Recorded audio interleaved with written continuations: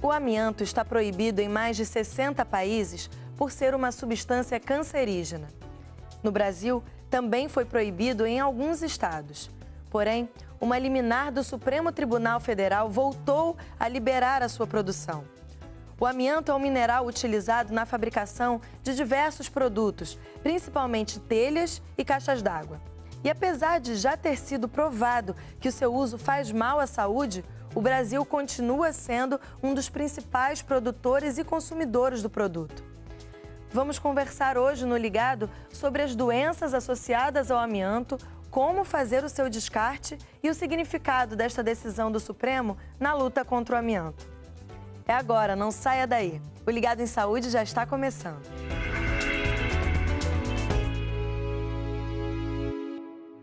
Eu sou Francisco Pedra, sou médico sanitarista, trabalho na Fiocruz e vim falar sobre as doenças causadas pelo amianto e como proteger a população. Olá, doutor, seja muito bem-vindo ao Ligado em Saúde, tudo bem? Tudo bem, sim. Bom, hoje a gente vai falar sobre o amianto e as doenças associadas ao amianto. Queria começar entendendo o que é o amianto. O amianto ou asbestos são nomes equivalentes, tanto faz. É um grupo de minerais com formato fibroso, encontrado em quase todo o mundo, é um número muito grande, que serve para uma variedade muito grande de aplicações. Um subgrupo de anfibólios foi proibido na década de 70, 80, porque é extremamente agressivo à saúde.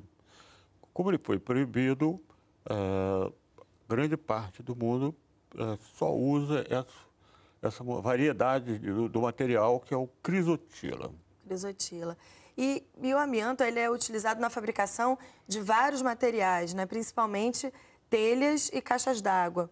Quais outros materiais também utilizam amianto na sua composição? Você disse certo, 85% do crisotila é utilizado na produção de fibrocimento, uma mistura de amianto com cimento. E vai para a construção civil, placas, drywall, como você disse, telhas. Pode-se estimar em milhões de residências com telhados e até caixas d'água de amianto. Mas também uma enorme variedade de produtos na indústria elétrica, na construção de navios, na fabricação de pastilhas de freio para automóveis, para trem, tubulações, etc. Mas por que ele é tão utilizado? Porque ele tem baixo custo e ele é resistente ao calor? Quais as características dele? Por que ele é tão utilizado? Exatamente. É um material que é resistente à temperatura, ao atrito e de longa durabilidade. E tem uma certa abundância na natureza. E ele se aplica a muitos produtos, inclusive pode ser fiado, virar um fio e assim ser tecido. Só que o amianto é cancerígeno, mas desde quando se sabe que ele é cancerígeno? Desde 1960. Na África do Sul, Wagner descobriu que havia o melhor. Ele consolidou esse conhecimento e, a partir daí, os estudos se multiplicaram, já vinham ocorrendo, mas a causa desse tipo de câncer, em particular do mesotelioma, do câncer de pulmão e outros, vem sendo estudada desde então. Então vamos ver aqui na tela as principais doenças associadas ao amianto e eu queria que a gente fosse comentando cada uma delas, como elas acontecem. Vamos dar uma olhada. A gente está vendo ali asbestose, câncer de pulmão, câncer de laringe e do trato digestivo, câncer de ovário e o mesotelioma. Eu queria que você desse um panorama assim, geral de como cada uma dessas doenças se apresenta, quais os sintomas. É importante destacar que são doenças negligenciadas. Isso significa que elas não têm o cuidado devido, como um outro grupo grande de doenças, e a atenção necessária, a aplicação de recursos para que essas doenças sejam encontradas e as providências cabíveis tomadas. Então, há um número muito grande de casos, né, que em conjunto não são reconhecidos tardiamente. Isso se deve ao fato delas só manifestarem sintomas depois de anos, né? Algumas delas, depois de 30 anos que a pessoa teve o contato com amianto, é que vão aparecer os sintomas. E aí que a pessoa vai fazer o diagnóstico e descobre. Correto. Não é? Quais são as doenças que têm essa característica que eu falei? A asbestose pode ocorrer após 15 anos de exposição, de contato com o material. O câncer de pulmão, idem. O mesotelioma, que é a doença mais claramente, uma doença índice, ela representa quase que onde há o mesotelioma existe amianto. Exatamente porque a causa praticamente única é o amianto. A gente até estava conversando antes do programa e o senhor fez uma comparação, né? Como se o amianto está para o mesotelioma, como o cigarro está para o câncer de pulmão. Nós consideramos na prevenção duas coisas importantes. O primeiro é valorizar as doenças que podem ser evitadas, né? Porque é uma causa conhecida, existe opção para ela, a sociedade já conhece.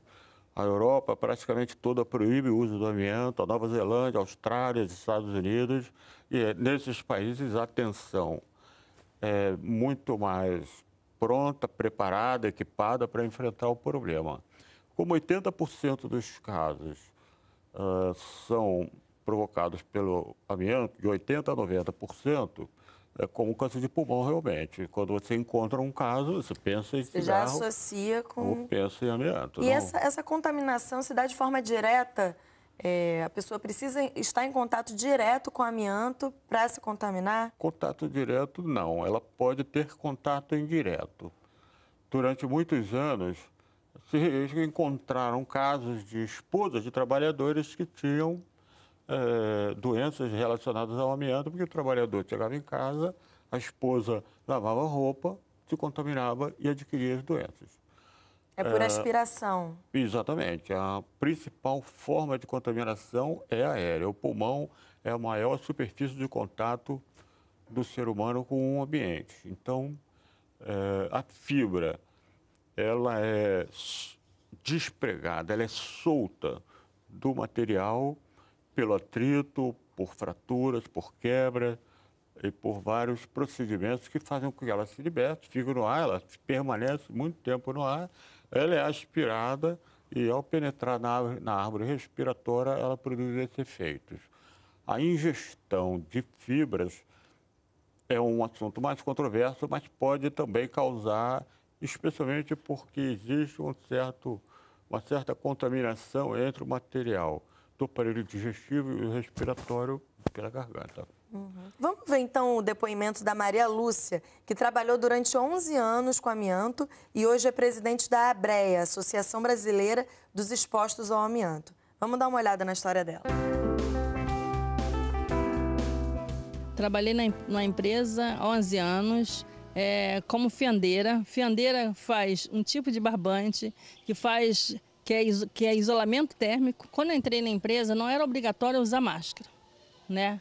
A máscara que nós recebíamos era aquela máscarinha branca, né, tipo de algodão, mas nós não éramos obrigados a colocar ela no uso, né? Prendia ela no uniforme.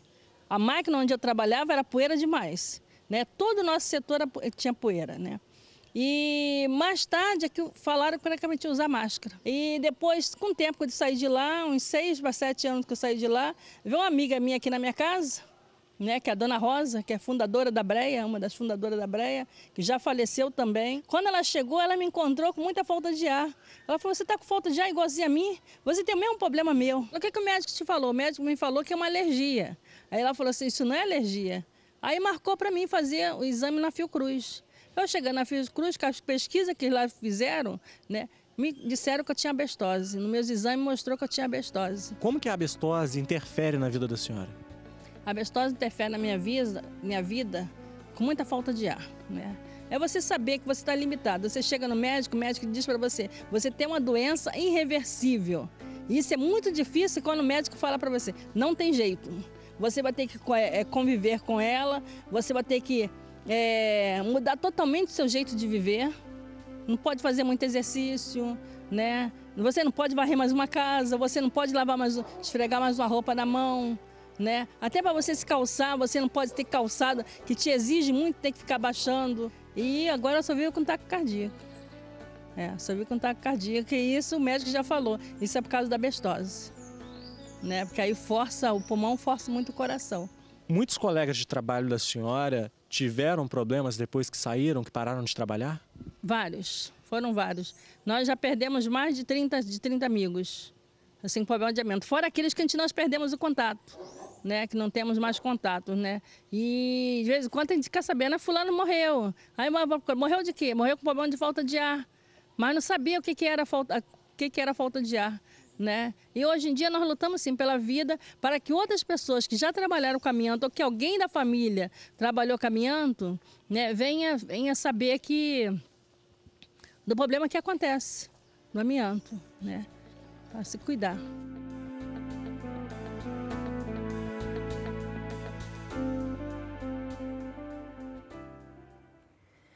Doutor, esse diagnóstico dessas doenças que a gente estava falando antes é complicado? A pessoa não pensa que pode ser uma daquelas doenças?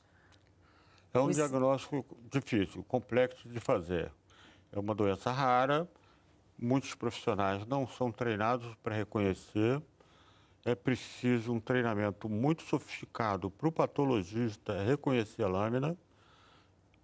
É importante realizar testes imunohistoquímicos, além dos exames de imagem, como ela mostrou. Esses testes nem sempre estão disponíveis, ou mais claramente, raramente estão disponíveis na rede de assistência. Então, quando é o caso de um médico pensar no problema, mesmo que ele queira, dificilmente ele vai encontrar na rede. Por isso é uma doença negligenciada. É bem difícil, depende de exames de imagem, de imunohistoquímica, depende da suspeita e depende da lembrança da pessoa de ter tido contato com o produto. Que às vezes foi há 20 anos atrás e a pessoa nem se lembra mais. Comumente entre 30 e 50 anos, em média 45 anos. Não vai lembrar que ela teve contato com amianto. Por exemplo, havia uma grande quantidade de amianto nas Torres Gêmeas de Nova York quando foram implodidas em 2001. Essa queda das duas torres, eles tinham grande quantidade de amianto lá, né, revestindo as Torres Gêmeas, como fazem parte do revestimento de muitos domicílios e edificações nos países frios, na Europa, nos Estados Unidos. E a queda provocou uma grande nuvem de fumaça que alcançou 7 estados. Com certeza, daqui a 30 ou 40 anos, podemos esperar a ocorrência de uma epidemia de câncer de pulmão, de mesotelioma, de asbestose, e dificilmente as pessoas vão lembrar. Você estava num desses lugares naquela data, ou durante as semanas em que essa nuvem estava ali? Dificilmente. Então, doutor, a gente vai continuar essa conversa daqui a pouquinho. Depois do intervalo, você vai saber sobre os interesses que envolvem a produção do amianto e como ele pode ser substituído por outros materiais. Fique ligado, a gente volta já.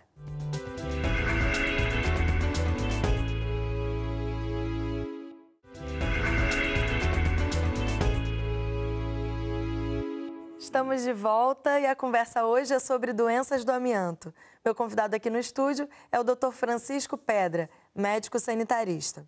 Bom, doutor, a gente viu no primeiro bloco o exemplo da Maria Lúcia, que teve uma das doenças associadas ao amianto. E eu queria saber, assim, essas doenças, elas têm cura? Elas têm um tratamento curativo? Não tem tratamento curativo, são doenças malignas. O mesotelioma é uma doença que não tem cura, é extremamente agressivo e mata em um ano, desculpa. Então, a solução é evitar o contato.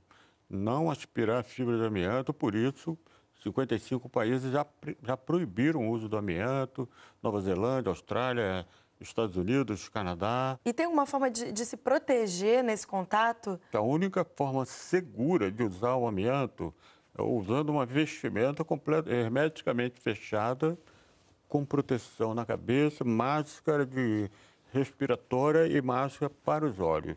É uma roupa como se fosse cuidar de um paciente com ebola. É o único uso realmente seguro. As indústrias que tiram o amianto dos prédios, as empresas treinam os seus trabalhadores dessa forma. Qualquer outra maneira que dê chance a pessoa se contaminar não é segura. E isso é importante, porque existe essa alegação, inclusive foi levada ao Supremo Tribunal Federal, de que o problema pode ser controlado com medidas simples, e não é verdade. E como o senhor falou, o amianto é proibido na maior parte dos países desenvolvidos, né?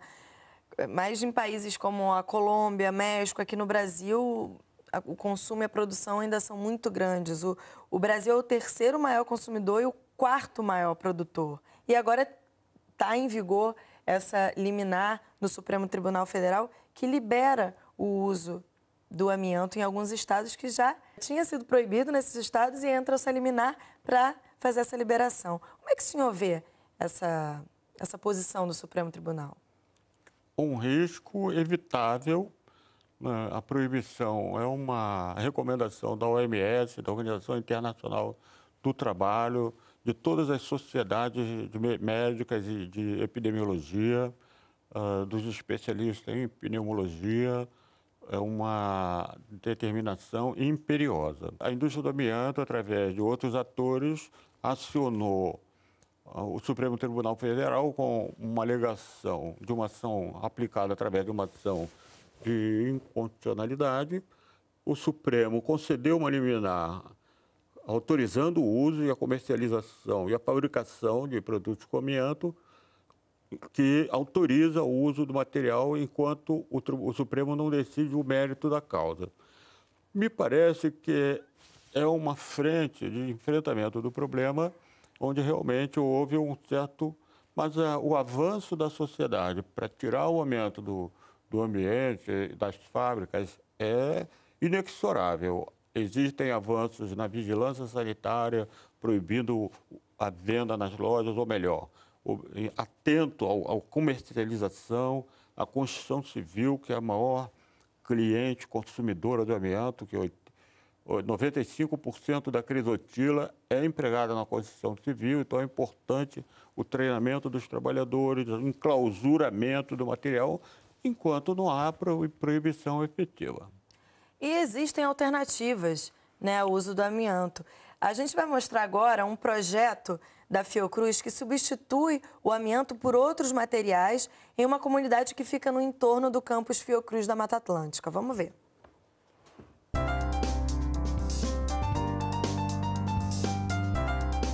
Como o amianto não oferece riscos apenas para quem trabalha com ele, um projeto social da Fiocruz pretende trocar telhas e caixas d'água de amianto. Uma das linhas de pesquisa que a gente trabalha no Programa de Desenvolvimento do Campus Fiocruz da Mata Atlântica é trabalhar com habitação saudável, com construção coletiva de um território saudável. Existe a preocupação que essas telhas e caixas d'água de amianto, com o tempo, envelheçam, então essas partículas, né, nocivas à saúde ficam em contato direto e colocam em risco a saúde dos moradores. Muitas dessas casas não possuem, por exemplo, laje. E por isso a Fiocruz definiu esse projeto, que é um projeto piloto para beneficiar 28 moradias aqui do entorno do campus Fiocruz da Mata Atlântica.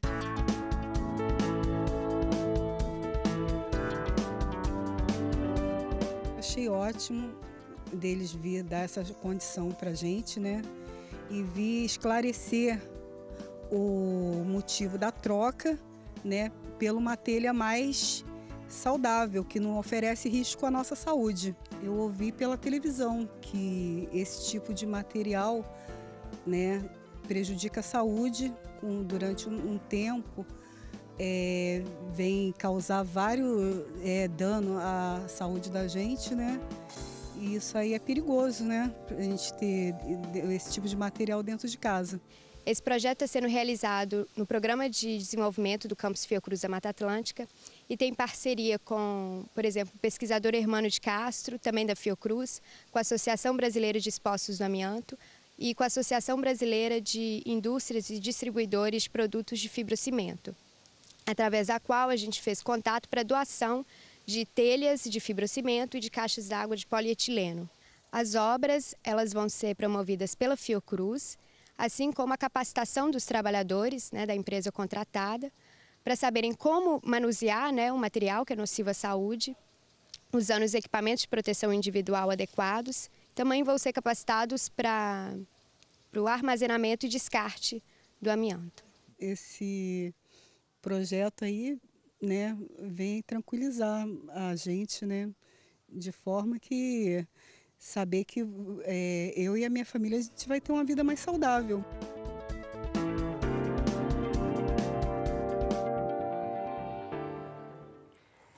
Doutor, eu queria saber quais os cuidados que as famílias que ainda têm amianto em casa precisam ter. É importante pedir a substituição do material, como esse projeto está fazendo. Importante evitar qualquer forma de atrito, de quebra da telha, evitar contato com a telha ou com a caixa d'água. Em particular, o momento da limpeza da caixa d'água é arriscado, porque você faz com que se liberem fibras na caixa d'água em repouso ali, não vai eliminar tantas fibras, mas quando passa a escova, a população se expõe e aspira. Todo tipo de cuidado para evitar o contato com ele é a única solução.